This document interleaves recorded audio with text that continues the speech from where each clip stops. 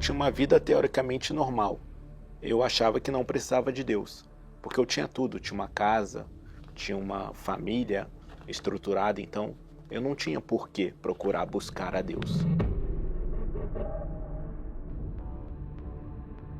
Um certo dia eu cheguei em casa do treino de jiu-jitsu e me senti cansado. Então fui descansar e quando acordei eu me senti ainda muito cansado e meio tonto e não tinha reação nenhuma. Foi aí que eu desmaiei e me encontraram caído, um familiar meu me encontrou caído depois de 2 horas desacordado. Meus pais não moravam na época na minha cidade, que é em Brasília, mas ligaram para eles e eles tentaram algum tipo de ajuda, alguma reação ao que estava acontecendo. E aí, nesse momento, a gente veio, né, de imediato para Brasília e fomos direto para a UPA. O médico imediatamente viu a situação dele e o entubou. E me chamou e falou assim, olha, ele teve um acidente vascular, não sabemos a dimensão disso, ele já está entubado e ele vai para a UTI. E a chefe da UTI me chama naquele momento, o Vitor, naquele momento ele estava em coma, né? E a doutora me perguntou se eu sabia, se eu tinha noção da gravidade do acidente. Eu falei que não sabia da gravidade. E ela então me levou na sala, com o computador aberto, e ela me mostrou a ressonância do crânio dele, e tinha uma mancha preta. Ele teve um AVC isquêmico, ele ficou muito tempo sem oxigênio. Então essa mancha preta foram as células que foram danificadas. Elas estão mortas. E essas células são responsáveis por todos os movimentos do corpo dele. Isso é irreversível. Isso aqui não volta mais.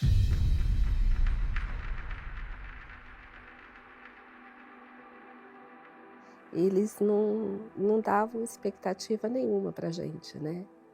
Eles disseram que o Vitor ia ficar em cima de uma cama. Não ia andar, não ia falar, não ia comer via oral. Isso, na minha cabeça, foi muito difícil poder... criei o Vitor, cuidei dele, troquei fralda, e agora eu tenho que fazer tudo de novo? Esse momento, eu acho que foi muito que eu cheguei a ser apelidado no hospital, que eu lembro. Eu mesmo sem movimento nenhum, sem nenhuma reação, quando o médico chegava no meu leito, ele falava aí, ó, para os residentes, aí o lutador tetraplégico, ou jovem tetraplégico. Então era esse o nome que eles me davam.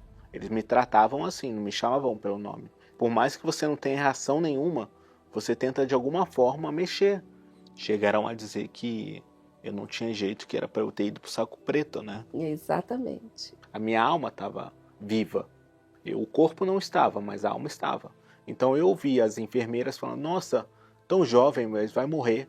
Não passa de hoje. E eu, não, eu vou passar mais um dia. Eu conversava com a minha alma.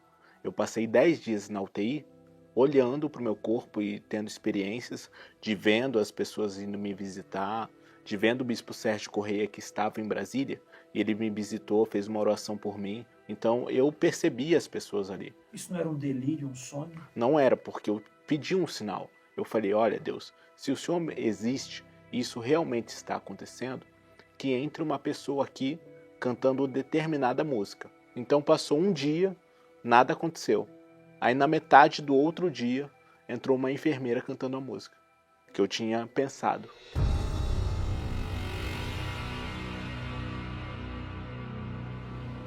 Depois do sinal, eu passei a conversar com ele sobre isso. Eu cheguei do lado dele e falei, Vitor, eu não sei se você está me ouvindo. A Bíblia diz que aquele que crê e for batizado será salvo. Então eu estou com o meu lenço aqui, eu vou colocar esse lenço umedecido na sua cabeça pela minha fé. Aceita Jesus como teu Senhor e Salvador.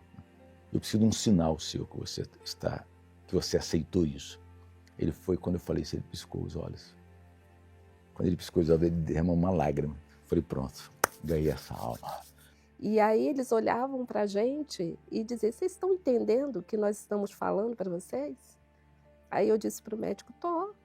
E o que seu filho teve?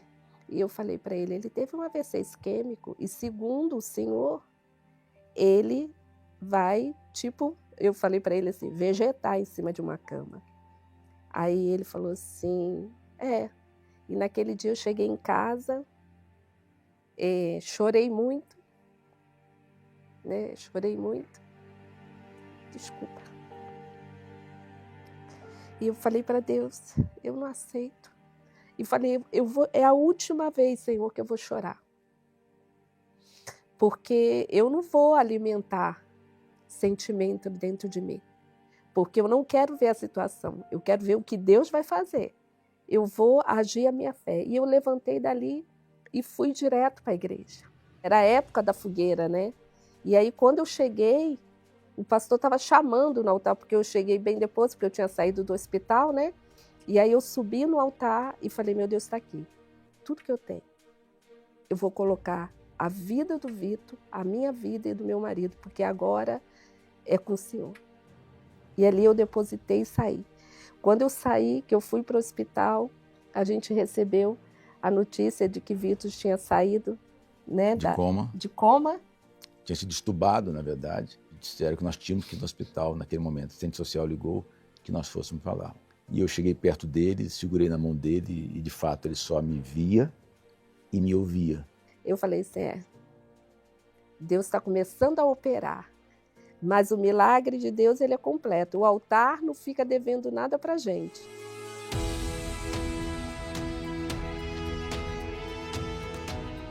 Eu ia até ele e dizia, mexe um dedo. Mas Deus me fazia, Vitor, mexer a mão. Tem até um vídeo que ela gravou, né? Ele mexe. Que é esse vídeo aqui, bispo? Olha, ela que estava junto. Exatamente. Dá um play.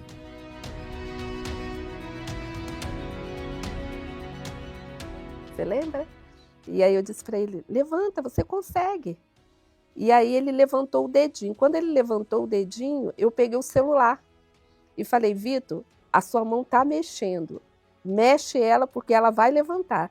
E aí eu comecei a filmar. Porque eu falei para Deus, meu Deus, isso aqui vai ser o testemunho do Vitor. Os médicos nos chamaram e estava já 27 dias no hospital. Falei assim, olha, nós não temos o que fazer mais. Vocês precisam montar uma home care em casa, né, uma cama hospitalar.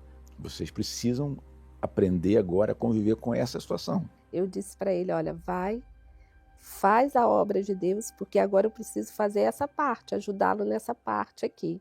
Então nós dois não podemos parar. Então você continua aí e que eu vou dar conta aqui.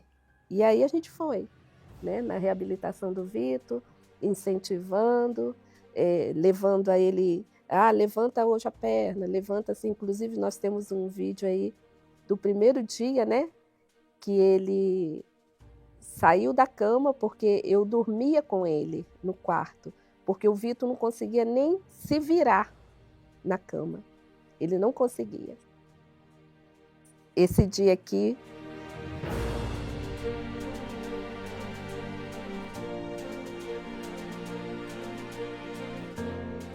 isso veio com que o Vitor a evolução, mexeu um dedinho, daqui a pouco mexeu a mão, começou a abrir os lábios. Então, com isso, ele sai da cadeira de roda, deixa o andador, deixa a muleta. Então, tudo isso foi para a academia. Isso, o tempo passando, o médico deu alta e falou assim, olha, você agora pode voltar a trabalhar, você pode voltar a estudar, você pode voltar a dirigir. Quer dizer, disse para ele exatamente isso, agora você tem uma vida normal.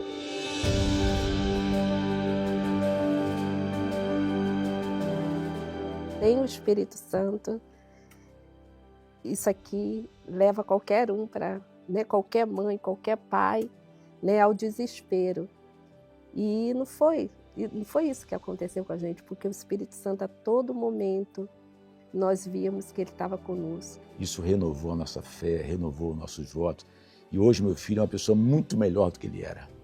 Muito melhor do que ele era. Hoje ele é uma pessoa diferente. Hoje nós vemos nele exatamente isso. E nós estamos cada vez mais renovados e vendo o quanto valeu a pena o sacrifício e a luta.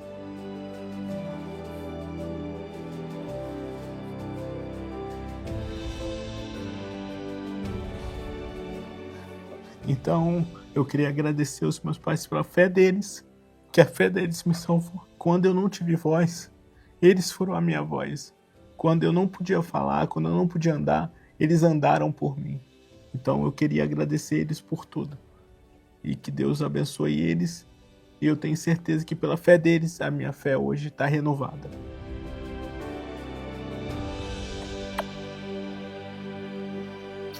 Tamo junto.